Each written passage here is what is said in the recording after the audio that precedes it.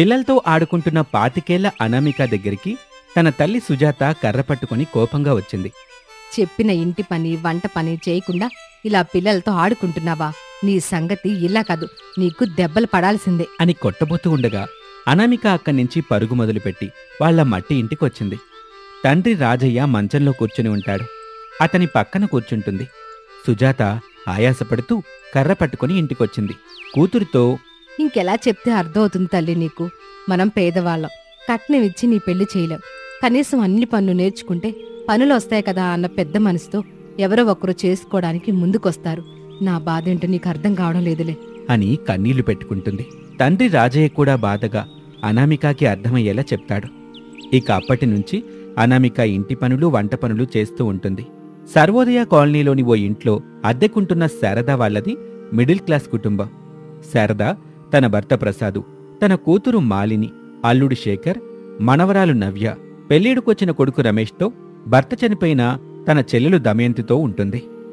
Prasad security గార్డ్గా పనిచేస్తూ సంపాదించే డబ్బులు, రమేష్ క్లర్క్గా చేస్తూ తీసుకొచ్చే డబ్బులు, శేఖర్ టీచర్గా పనిచేస్తూ వచ్చే జీతం డబ్బుల్ని తీసుకొచ్చి అందరూ శారదకిస్తారు. ఆ డబ్బులతో శారద నెల రోజులకు సరిపడా సరుకులు తీసుకొచ్చి అందరికీ తగిన విధంగా సేవలు చేసుకుంటూ ఇంటి పని వంట పని చేస్తూ ఉంటుంది. ఒకరోజున ఇంటి చాకిరీ చేసి అలసిపోయి పడుకున్న శారదకి భర్త ప్రసాదు టీ తీసుకొచ్చాడు.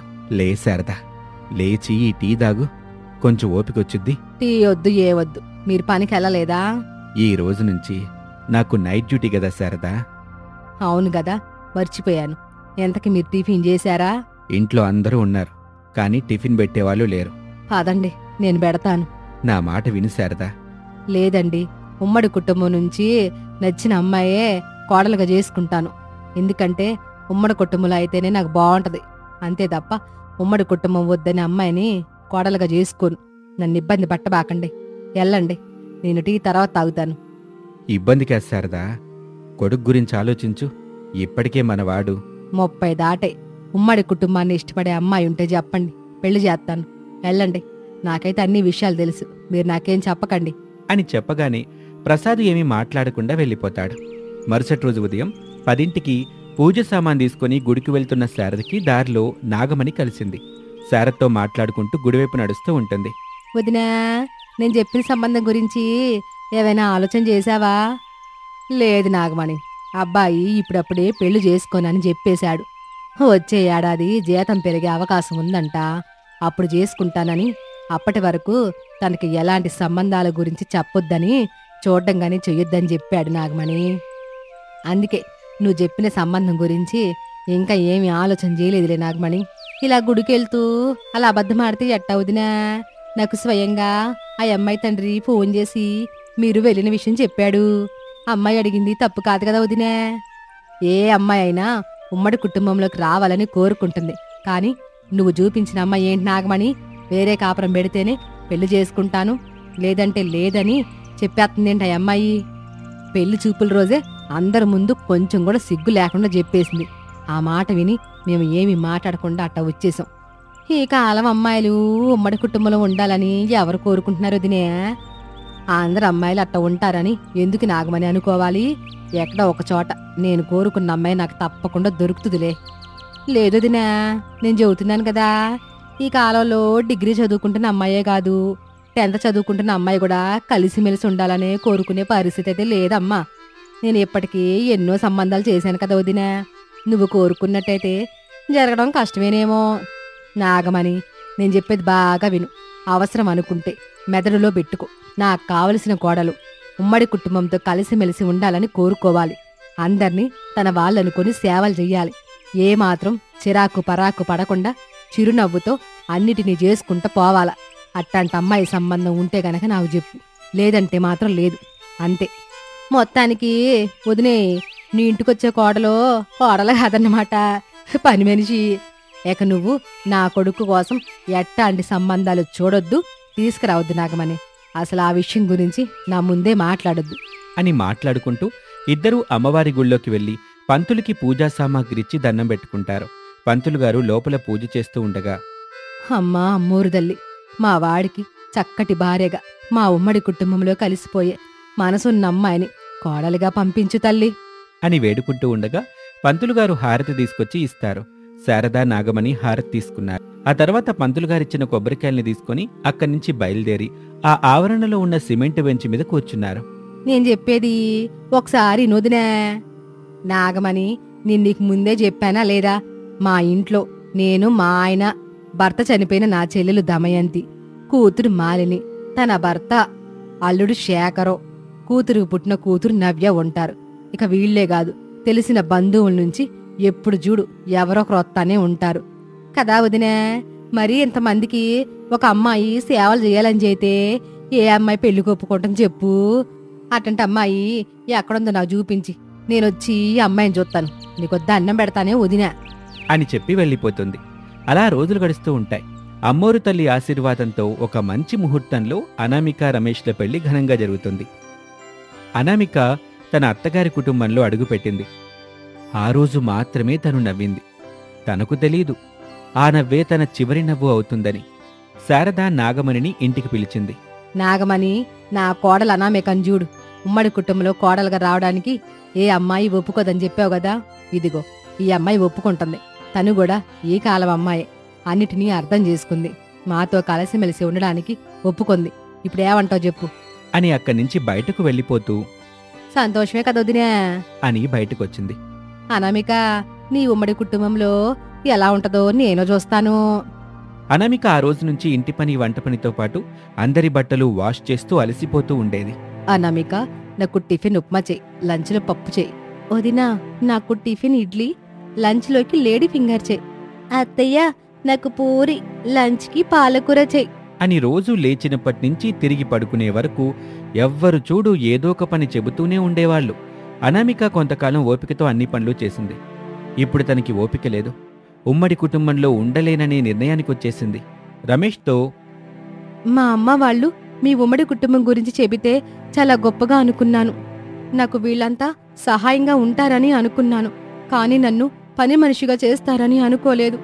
నెమ్మదిగా మాట్లాడనమిక, ఇంట్లో అందరూ ఉన్నారు. అందరూ వినాలని గట్టిగా అంటున్నాను. మీరు నన్ను ఒక మనిషిగా చూసారా? లేదు. లేచినప్పటి నుండి తిరిగి పడుకునే వరకు ఏదో ఒక పనులు చెబుతానే ఉంటారు. నువ్వు కోడలివనమిక, పని మనిషివి కాదు. పైగా ఇదంతా బాధ్యత అనుకోవాలి. మరింత బాధ్యతను నేను తట్టుకోలేకపోతున్నానండి. వేరే కాపురం పెడదాం, అలా అయితేనే ఉంటాను. లేదంటే నేను మా ఇంటికి వెళ్ళిపోతాను. ఎవరైనా అడిగితే అదే చెప్పండి, ఆలోచించుకొని చెప్పండి అని అనామిక వెళ్లి వంట చేస్తూ ఉంటుంది. రమేష్ దగ్గరికి శారదా దంపతులొచ్చారు. రమేష్కి సర్ది చెప్పారు. మా కోసం నువ్వు నీ భార్యను దూరం చేసుకోవద్దు బాబు. మన పక్కిల్లు ఎప్పటినుంచో ఖాళీగా ఉంది కదా, అందులోనే ఉండండి. అవును బాబు అని చెప్పటంతో రమేష్, అనామిక మంచి రోజు చూసుకుని ఆ ఇంట్లో పాలు పొంగిస్తారు. ఇక ఆ ఇంట్లో రమేష్, అనామిక ఇద్దరే ఉంటారు. మళ్లీ శారదకి తన ఇంట్లో పని తప్పలేదు. అన్ని పనులు సంతోషంగా నవ్వుతూ చేసుకుంటూ ఉండేది. అనామిక మాత్రం రమేష్కి లంచ్ బాక్స్ కట్టి పంపించిన తర్వాత కాసేపు టీవీ చూసేది, కాసేపు పడుకునేది. ఆ తర్వాత ఎటూ టైంపాస్ అయ్యేది కాదు. చిరాగ్గా ఉండేది. ఇంట్లో మాట్లాడేవాళ్లు లేక ఒంటరితనం ఎంత భయంకరంగా ఉంటుందో అనామికకి కొన్నాళ్లకే అర్థమైంది. వేరు కాపురం పెట్టి చాలా పెద్ద తప్పు చేశాను. ఉమ్మడి కుటుంబంలో ఉన్నప్పుడు వాళ్ళు నాకు పని చెప్పినా పదే పదే పిలుస్తూ ఏదోకటి మాట్లాడుతూ ఉండేవాళ్ళు. ఇక్కడ ఎవరూ లేరు. నన్ను నేను చూసుకుంటూ నాలో నేను పిచ్చి పట్టిన దానిలా మాట్లాడుకుంటున్నాను అని ఏడుస్తూ అలా పడుకుంటుంది. రాత్రి రమేష్ వచ్చేసరికి అనామికకి జ్వరం. ఇంత జ్వరంగా ఉంటే అమ్మ వాళ్ళని పిలవచ్చు కదా అనామిక, పక్కనే ఉన్నారు, చూసుకునేవాళ్ళు కదా, పద హాస్పిటల్కి వెళ్దాం అని అనామికని ఇంట్లో నుంచి బయటకు తీసుకొస్తుంటే శారద ఎదురుపడింది. ఏమైంది బాబు కోడలికి? బాగా జ్వరంగా ఉందమ్మా, డాక్టర్ దగ్గరికి తీసుకెళ్తాను. నేను కూడా వస్తాను పద బాబు. 2-3 సార్లు ఇంటివైపు చూసా, కోళ్ళ కనిపించలా. పడుకుందిలే అనుకున్నాను. 7 గంటలకి బయట లైట్ లేదు, ఏమైందని చూద్దామని వచ్చా. ఎంత పిలిచినా తలుపు తీయట్లా. అప్పుడు అనామిక నీరసంగా, అప్పుడు కొట్టింది మీరా అత్తయ్య? వినబడింది కానీ ఓపిక లేక రాలేకపోయాను అని చెబుతూ ఉండగానే ఆటో వచ్చింది. అనామికాని తీసుకుని డాక్టర్ దగ్గరికి వెళ్లారు. డాక్టర్కి చూపించారు. డాక్టర్ ఒక ఇంజెక్షన్ చేశారు. తిరిగి అదే ఆటోలో ఇంటికి తీసుకొచ్చారు. బెడ్ మీద పడుకోబెట్టారు. అందరూ అక్కడికొచ్చారు. వదినా, నీకోసం జ్యూస్ తెచ్చాను, తాగు. తాగత్తా, నేనే చేశాను అని అందరూ ప్రేమగా, అభిమానంగా పలకరిస్తుంటే అనామిక తాను చేసిన తప్పేంటో తెలుసుకుంది. మళ్లీ కలిసిమెలిసి అత్తగారి కుటుంబంలో భాగమైపోయింది. అన్ని పనులు చేసుకుంటూ సంతోషంగా జీవించటం మొదలుపెట్టింది. ఇది వాల్టి కథ. మరొక ఆసక్తికర కథలో మళ్ళీ కలుద్దాం. అంతవరకు సెలవు. నమస్తే. హరీషు, భవ్య ఆ రోజు సాయంత్రం స్కూల్ అయిపోవటంతో ఇంటికి వెళ్తూ ఉంటారు. చెల్లి, రాత్రి మనం చదువుకునేటప్పుడు నానమ్మ మమ్మీ మాట్లాడుకున్న మాటలు విన్నావు కదా? అవునన్నయ్య, విన్నాను. నాకైతే విన్నప్పుడు చాలా బాధ అనిపించిందన్నయ్య. మనం ఎలాగైనా నానమ్మ మమ్మీల బాధని దూరం చేయాలి చెల్లి. నువ్వు దూరం చేద్దామంటే మనం చేద్దామన్నయ్య. కానీ ఎలా దూరం చేయాలో నీకు తెలుసా మరి? తెలీదు చెల్లి. కాకపోతే మనం ఇక్కడ బాగా ఆలోచన చెయ్యాలి. నానమ్మ మమ్మీ ఇద్దరూ దేని గురించి బాధపడుతూ మాట్లాడుకున్నారో అని. 2 రోజుల్లో క్రిస్మస్ వస్తుంది కదా, ఆ సెలబ్రేషన్స్ గురించి మాట్లాడుకుంటూ బాధపడుతున్నారన్నయ్య. అవును చెల్లి, క్రిస్మస్ సెలబ్రేషన్ చేసుకోవడానికి నానమ్మ వాళ్ళ దగ్గర డబ్బులు లేవని, ఈ ఇయర్ మన క్రిస్మస్ సెలబ్రేషన్స్ చేసుకునేలా లేమని బాధపడ్డారు. అవునన్నయ్య, మనం ఎలాగైనా క్రిస్మస్ సెలబ్రేషన్ ఇంట్లోనే చేయాలి. కానీ ఎలా ఏముంది చెల్లి, మనం దాచిపెట్టుకున్న డబ్బులు ఉన్నాయి కదా, ఆ డబ్బులతోనే మనం ఇంట్లో క్రిస్మస్ సెలబ్రేషన్ చేయాలి. అప్పుడు మమ్మీ నానమ్మ చాలా సంతోషపడతారు, మనల్ని మెచ్చుకుంటారు. అయితే అన్నయ్య, క్రిస్మస్ సెలబ్రేషన్లో శాంటా క్లాస్ కూడా ఉండాలి కదా? అవును చెల్లి, అసలు క్రిస్మస్ సెలబ్రేషన్ అంటేనే శాంటా క్లాస్ కదా. సో తను తీసుకొచ్చిన గిఫ్ట్స్ని నవ్వుతూ సరదాగా అందరికీ పంచడం, ఇదే కదా పండుగ. అయితే నేను శాంటా క్లాస్ వేషం చేసుకుంటా, బహుమతులు ఇస్తాను, సరేనా మరి? సరే చెల్లి, నువ్వు అడిగితే నేను కాదంటానా చెప్పు చెల్లి. నువ్వే శాంటా క్లాస్ వేసుకుని మన ఇంటికి వచ్చేయి, మనం వాళ్ళకి గిఫ్ట్స్ ఇచ్చేద్దాం అని చెప్పగానే భవ్య చాలా సంతోషపడుతుంది. అలా ఇద్దరూ మాట్లాడుకుంటూ ఇంటికొచ్చారు. ఇంటి దగ్గర నానమ్మ శారద ఇంటి ముందున్న పూల మొక్కలకు నీళ్లు పడుతూ ఉంటుంది. పూల మొక్కల్ని చూసిన భవ్యకి ఒక ఆలోచనొచ్చింది. నానమ్మ, ఈ పూలని నువ్వేం చేస్తావు? పూలనేం చేస్తారే మనవరాలా, బాగా కాసిన పూలను కోసి గుడి దగ్గర అమ్ముతా, డబ్బులు వస్తాయి. ఆ డబ్బులు మనకేదో రోజున అవసరం అవుతాయి కదా. వారేవా నానమ్మ, నువ్వైతే సూపర్ నానమ్మ. ఒక్కో పువ్వుని ఎంతకు అమ్ముతావు? భవ్య, పువ్వుల్ని గుడి దగ్గర ఒక్కొక్కటి అమ్మితే ఎవరు కొనరమ్మా. 20-30 రూపాయలు చొప్పున అమ్మితేనే కొంటారు.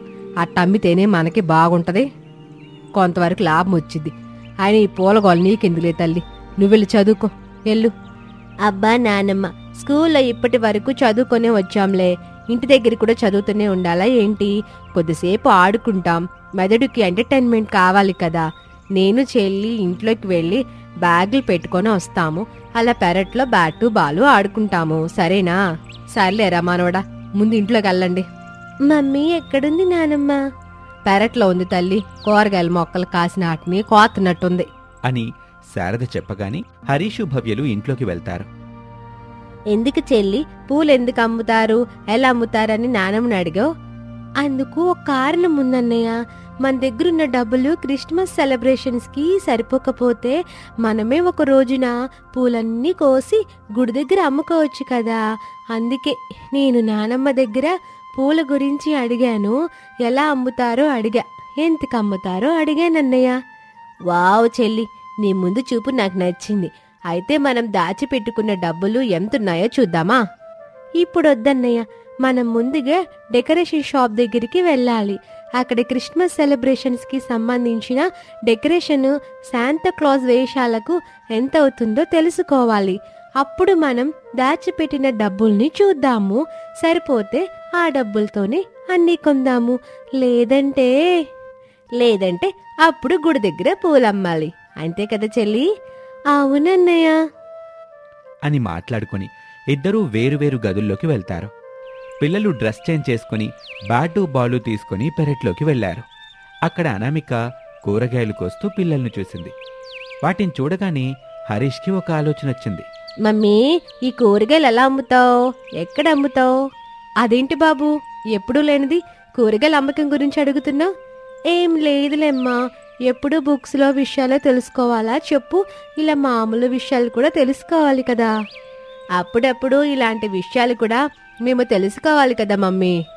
ఒక్కొక్క రోజు ఒక్కొక్క ధర ఉంటుందిలేమ్మా మార్కెట్లో. అన్ని కూరగాయలు 1/2 కిలో, 1/2 కిలో, కిలో చొప్పున అమ్ముతూ ఉంటాం. ఎవరికి ఎన్ని కిలోలు కావాలో తెలుసుకుని అన్ని కూరగాయలు బరువేసి తూకంతో తూచి ఇస్తూ ఉంటాము. సరే మమ్మీ, మేము ఆడుకోవడానికి గ్రౌండ్కి వెళ్తున్నాం.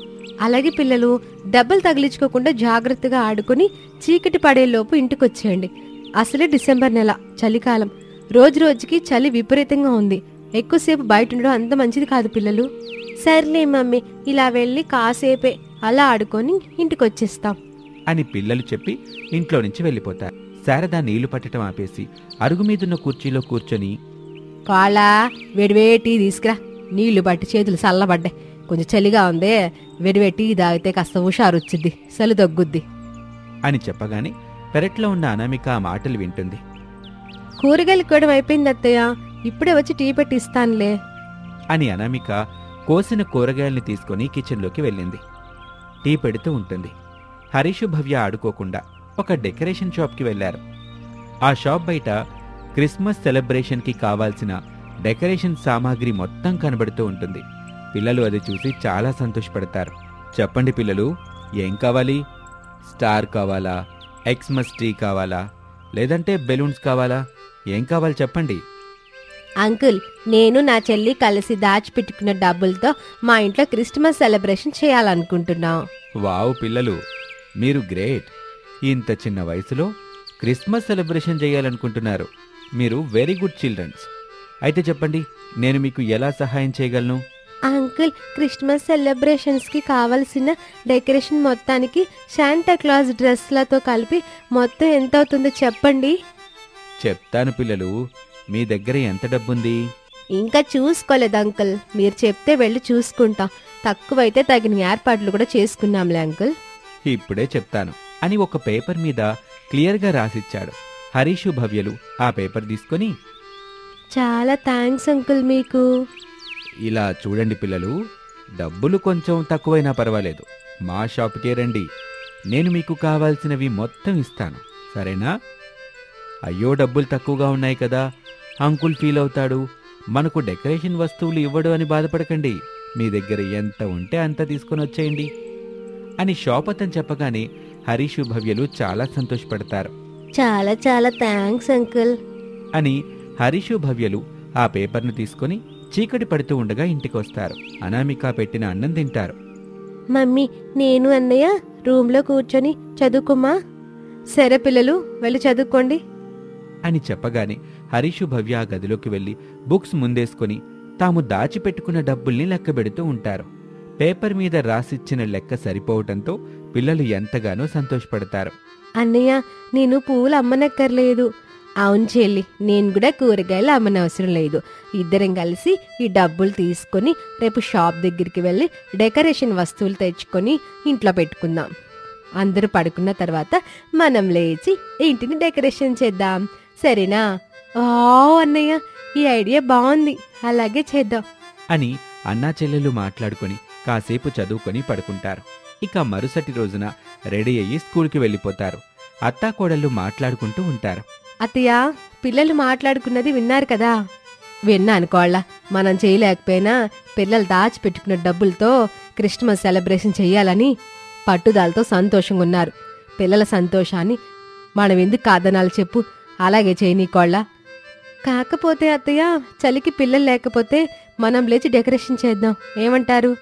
అలా కూడా వద్దులే అనామిక, మేం చేద్దామని అనుకున్న క్రిస్మస్ సెలబ్రేషన్ని ఆ డెకరేషన్లు అవి ఇవి మమ్మీ నాన్నమ్మ చేసేసారని ఫీల్ అయిపోరు.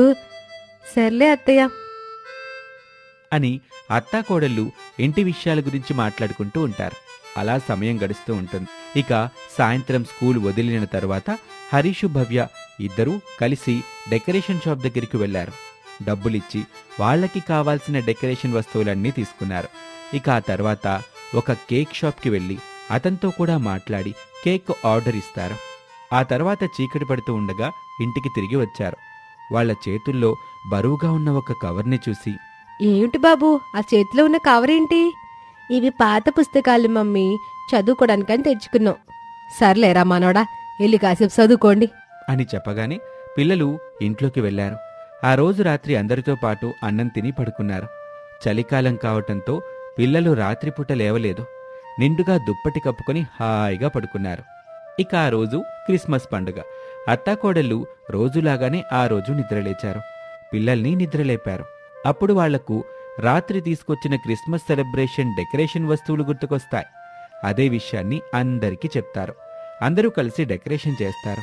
ఇంటి ముందు క్రిస్మస్ ట్రీని పెట్టుకుంటారు. దగ్గరలో ఉన్న చర్చికి వెళ్లి ప్రార్థన చేసి సంతోషంగా ఇంటికి తిరిగి వస్తారు. ఇక ఆ రోజు రాత్రి హరీషు, భవ్యలు శాంటాక్లాజ్ వేషాలు వేసుకునొచ్చి ఇంట్లో అందరికీ బహుమతులిచ్చి భలే సందడి చేస్తారు. దాంతో ఆ ఇంట్లో వాళ్ళంతా చాలా సంతోషపడతారు. ఈ విధంగా అనామిక కుటుంబం క్రిస్మస్ పండుగని సంతోషంగా జరుపుకుంటారు. ఆ ఇంట్లో క్రిస్మస్ పండుగని జరుపుకున్నందుకు గాను పిల్లలు హరీషు, భవ్య కూడా చాలా ఆనందిస్తారు.